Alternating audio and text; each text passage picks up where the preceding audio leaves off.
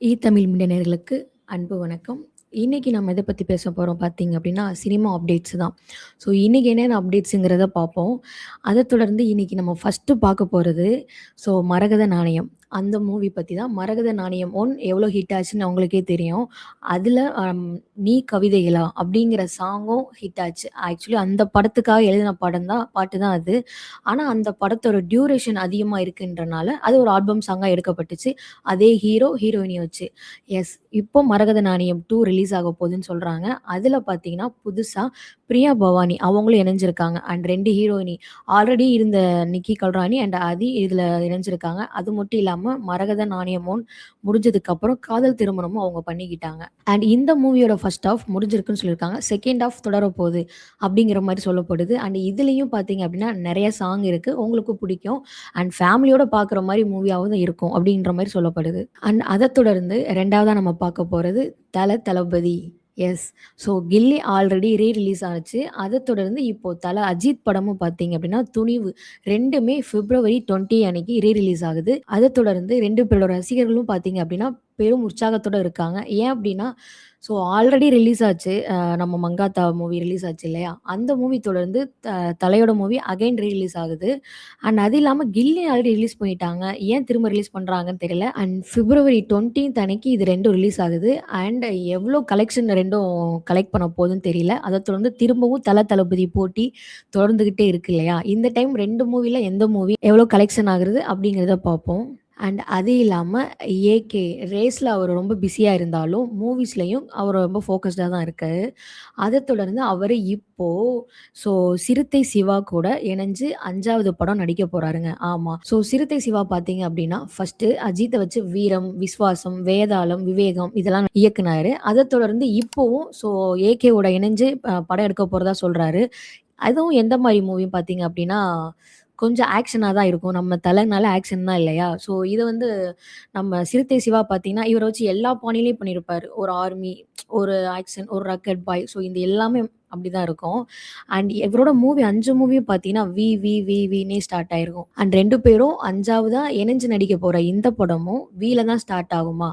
அப்படின்னும் கேள்விக்குறியா இருக்கு. அண்ட் அடுத்து என்னன்னு பார்த்தீங்கன்னா, துருவ் விக்ரம். அவர் ஆல்ரெடி ஹிட் குடுத்த ஆதித்யா வர்மா. அத தொடர்ந்து அவர் நடிச்சது இப்ப பைசன் படம் தான். மாரி செல்வராஜ் இயக்கத்துல நடிச்சிருந்தாரு. அவருக்கு அவங்க அப்பா ஸ்டார்ட்டிங்ல அவ்ளோ ஸ்ட்ரகிள் ஆனதுக்கு அப்புறம் தான் அவருக்கு நெறைய ஹிட் மூவிஸ் குடுத்தாரு விக்ரம் சார். இவரு பார்த்தீங்க அப்டின்னா, தொடர்ந்து ஒரே ஹிட்டா தான் குடுத்துட்டு இருக்காரு. அது இல்லாம நெறைய டைரக்டர்ஸ் பார்த்தீங்க அப்டின்னா, இவர தொடர்ந்து கான்டாக்ட் பண்ணிக்கிட்டே இருக்காங்களாம். அவங்களோட மூவிஸ் அப்ரோச்க்காக. அண்ட் இவரு ரொம்ப செலக்டிவா பார்த்து பார்த்து தான் மூவி செலக்ட் பண்றாரு அப்டிங்கிற மாரி சொல்லப்படுது. மணிரத்னம் சார் இயக்கத்துல பார்த்தீங்கன்னா, நடிக்க போறாரு அப்டிங்கிற மாரி பேசும் பொருளா இருந்துச்சு. அத தொடர்ந்து அது இல்லங்கிற மாரியும் சொல்றாங்க. அண்ட் அது இல்லாம இவர் வந்து பார்த்தீங்கன்னா, காந்தாரா 2ல ஹீரோயினா நடிச்சிருப்பாங்க இல்லையா? ருக்மணி அண்ட் மதராசி படத்திலேயே நடிச்சிருப்பாங்க. தொடர்ந்து 2 படமும் அவங்களுக்கு ஹிட் ஆச்சு.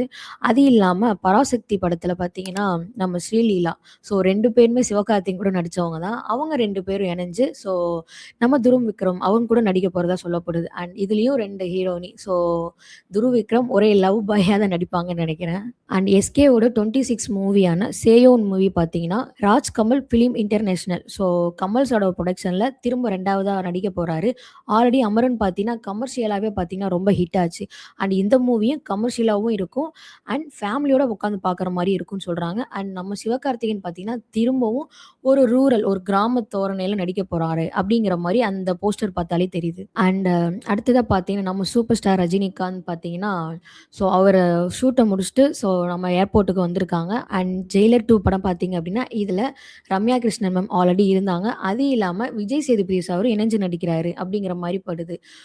விஜய் சேதுபதி சார் பார்த்தீங்க அப்படின்னா, அவரோட மூவிஸ் மட்டும் இல்லாம அதர் ஹீரோஸோட பெரிய பெரிய ஹீரோஸோட மூவிஸ்லயும் வில்லனா தான் நடிச்சுட்டு வந்துட்டு இருக்காரு. அண்ட் இந்த படத்துலயும் நம்ம ரஜினி சாருக்கு வில்லனா இருப்பாரா? இல்ல எந்த மாரி இதுல நடிக்கிறாரு அப்படிங்கிறத அந்த மூவிஸ் வருகிற அப்டேட்ஸ்ல பார்ப்போம். அண்ட் அது இல்லாம ஆர்ஜே பாலாஜி இயக்கத்துல சூர்யா சார் நடிக்கும் கருப்பு மூவி அதுவும் ரசிகர் மத்தியில பெரும் வரவேற்பை பெற்று வருகிறது.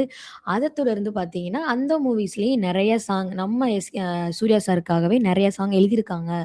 நல்ல ஒரு லிரிக்ஸ்ல எழுதியிருக்காங்க. பாருங்க. சந்தோஷ் நாராயணன் சார் தான் அந்த மூவில மியூசிக் பண்றாரு அப்படிங்கிற மாரி சொல்லுது. ஆல்ரெடி சந்தோஷ் நாராயணன் சார் வரிசையா ஹிட் குடுத்துட்டு இருக்காரு. சூர்யா சாருக்கும் நெறைய ஹிட் குடுத்துருக்காரு. அண்ட் இந்த படத்துல என்ன மாரி சாங் குடுக்க போறாருங்கிறதையும் பார்ப்போம். அண்ட் அது இல்லாம நம்ம கேஜிஎஃப் ஹீரோ பார்த்தீங்க அப்படின்னா, ஸோ தென்னிந்திய சூப்பர் ஸ்டார் யாஷ் பார்த்தீங்கன்னா, அவரு டாக்ஸிக்ங்கிற மூவிய வருகிற மார்ச் 19த் அன்னைக்கு ரிலீஸ் பண்ண போறதா சொல்லியிருக்காங்க. ஸோ அது இல்லாம ரன்வீர் சிங்கோட படம் பார்த்தீங்கன்னா, துரந்தார் 2. ஸோ அதுவும் பார்த்தீங்கன்னா, மார்ச் 19த் ரிலீஸ் ஆகுதுன்ற மாரி சொல்றாங்க. ஸோ இத தொடர்ந்து யாஷோட மூவி பார்த்தீங்க அப்படின்னா, ஸோ டிலே பண்ணி ரிலீஸ் பண்ணலாம் அப்படிங்கிற மாரி சொல்லப்பட்டுச்சு.